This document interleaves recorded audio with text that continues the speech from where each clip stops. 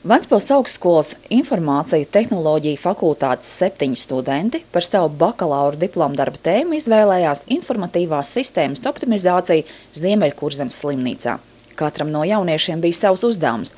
Projekts paredz, ka datu bāze ļaus ērti pasūtīt medikamentus un saimniecības preces. Sistēma vienkārši atļauj ietaupīt laiku.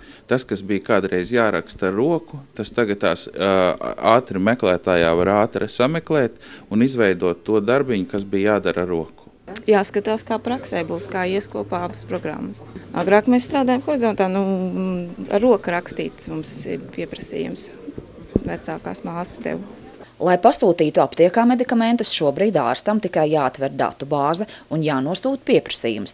Tas aizņem ne vairāk kā 10 minūtes laika. Mēs pamēģinājām, tātad ļoti labi ir šī sistēma, kad mums pašiem jau arī iepriekš radās tā doma, kad mēs varētu automatizēt, jo katru dienu uz lapiņām rakstītus medikamentu pieprasījumus mēs parakstam 30 dienā, tad šeit, sēdot pie datora, tas notiek daudz ātrāk un daudz pārskatāmāk.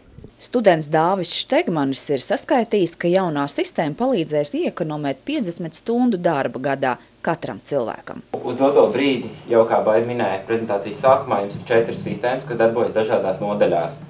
Šeit mēs vizuāli varam redzēt, cik bezjēdzīgi šīs sistēmas uz doto brīdi tiek izmantotas. Ja viņas savstarpēji nespēja sazināties, viņas atrodas dažādās slimnīcas daļās. Pavasarī, kad tika runāts par sadarbību, augstskolas vadība bija noraizējusies par rezultātu. Šis bija tas pirmais gadījums, kad mēs ļoti mērķtiecīgi sadarbojamies ar vienu iestādi. Un, protams, bija zināmas bažas, kā tur būs, jo ir sava specifika slimnīcai un tomēr sava specifika ražošanai.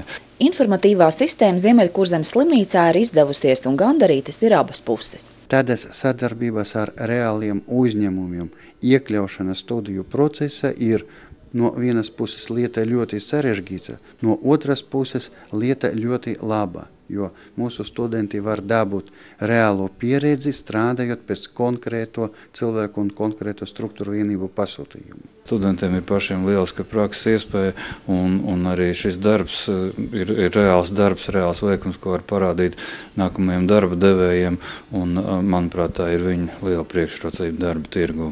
Ir tādi darbi, kas ir pabeigti pilnībā, tas medicīnisko preparātu uzskaites datubāze, bet daļa no darbiem ir tādi, kas ir tikai uzsākti un kas prasa turpinājumu. Šobrīd studenti ir gatavi turpināt projektu. Iesākti ir pat zinātniskie darbi, piemēram, rentgena uzņēmuma apstrādē, lai precīzāk uzstādītu diagnozi. Studenti darbu turpinās rudenī, bet slimnīca sākus izmantot jauno sistēmu jau šobrīd, īpaši pasakoties Dāvim Štegmanim un Igoram Pinteram.